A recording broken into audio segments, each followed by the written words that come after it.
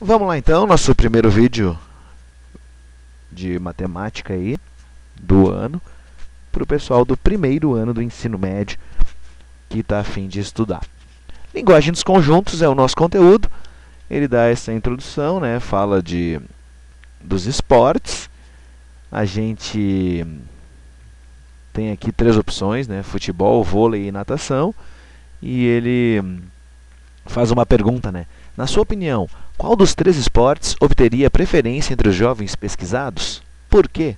Bom, o porquê a gente vai discutir em sala de aula.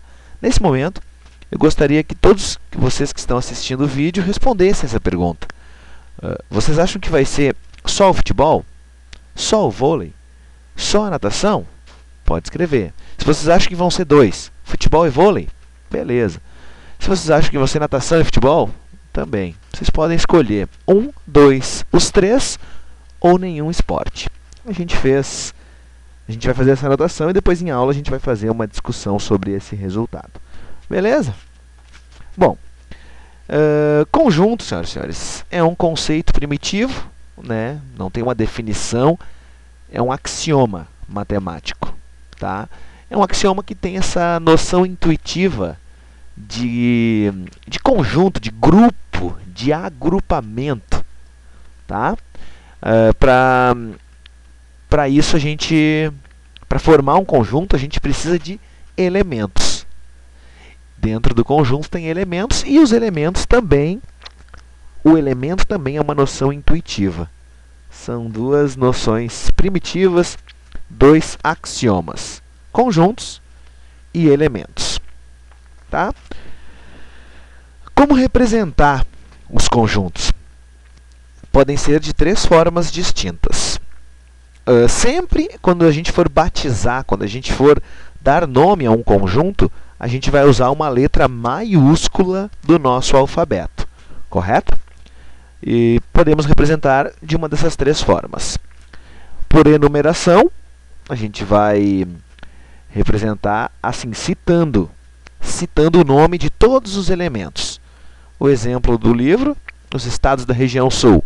Então, está aqui a representação. Ó.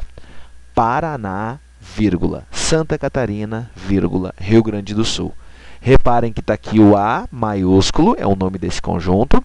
Está aqui os elementos, estão aqui os elementos separados por vírgula e, importante, marcados entre chaves. Tá? Essa é uma maneira de representar. Outra maneira é dando a propriedade. A gente vai dizer qual é a lei de formação, o que é que caracteriza todos os elementos desse conjunto. De novo, está aqui a letra A maiúscula e entre chaves está escrito conjunto A dos elementos X, tal que X é um estado da região sul. Essa barrinha é tal que, beleza? A gente lê assim ela, tal que. Alguns escrevem ela um pouquinho mais inclinada, mas ela representa tal que. Segunda maneira de representar, e a terceira, talvez a mais comum, e que a gente vai usar bastante, é a dos diagramas, né? Diagrama de Venn. É uma linha fechada. Normalmente a gente tenta fazer do formato circular, o mais circular possível, né? E dentro dela, da bolinha, a gente vai escrever os elementos. Olha aqui o nome dele, tá? Nome do conjunto, a letra maiúscula. Aqui a representação da linha fechada, que eles chamam, né? De preferência não. Costumeiramente a gente faz circular, mas pode ser quadrada, triangular, a forma geométrica que vocês quiserem. Tá?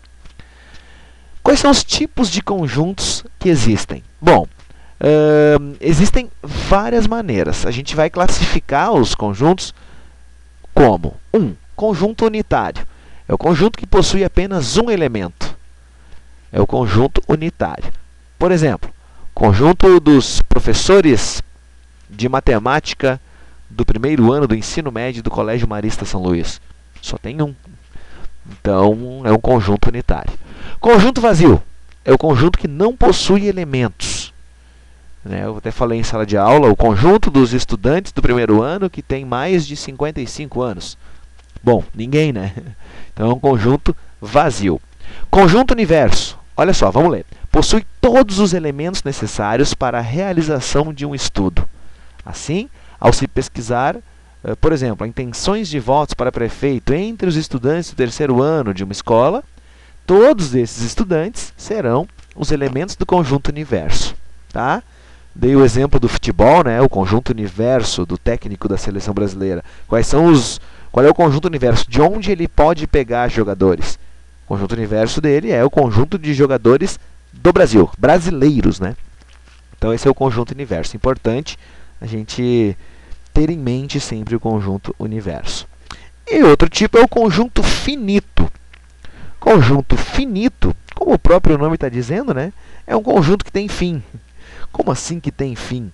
É que a gente consegue contar. Conjunto finito é o conjunto que a gente consegue contar. E se a gente consegue contar, obviamente a gente vai saber quantos elementos tem nesse conjunto. E como é que a gente representa a quantidade de elementos de um conjunto? Assim, ó, nx. Nx é o número de elementos do conjunto finito x. Assim, A é esse conjunto e o número de elementos do conjunto A é 1, 2, 3, 4. 4, está aqui. Também chamado de cardinalidade do conjunto. O número de elementos do conjunto pode ser chamado de cardinalidade do conjunto. Nós vamos usar mais a expressão que o nosso livro traz, né? O número de elementos deste conjunto, tá?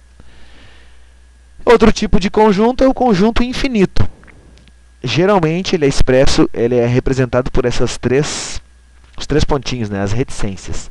As reticências nos indicam que é um conjunto infinito. A gente não consegue contar todos os seus elementos um a um do primeiro até o último, porque sempre vai ter mais um, mais um, mais um. Conjunto infinito. Ok?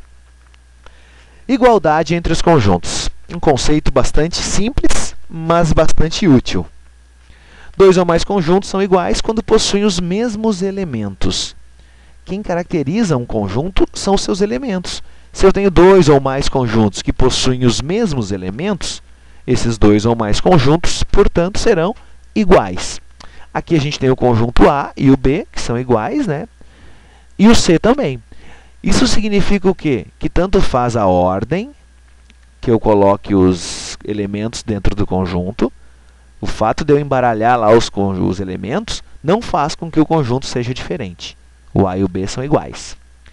Outra característica. Está vendo que aqui o 2 se repete?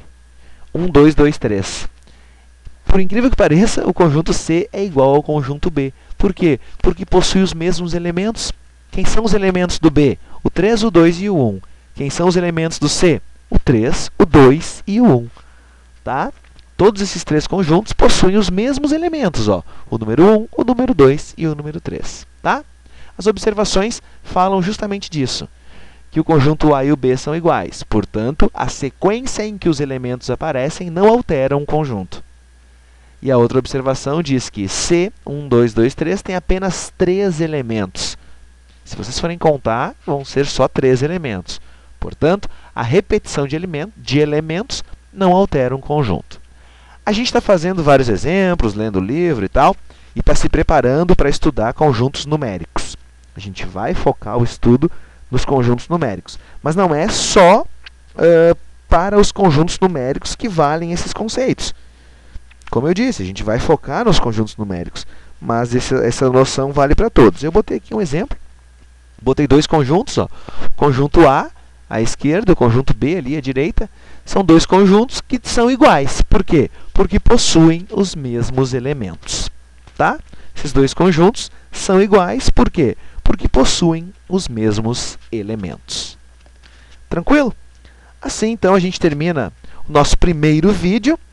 E com essas noções que vocês tiveram até aqui, neste vídeo, vocês já conseguem fazer os primeiros exercícios resolvidos. Então, vocês estão convidados a resolver os exercícios resolvidos, para já irem dando uma praticada. Beleza? É isso. Bons estudos!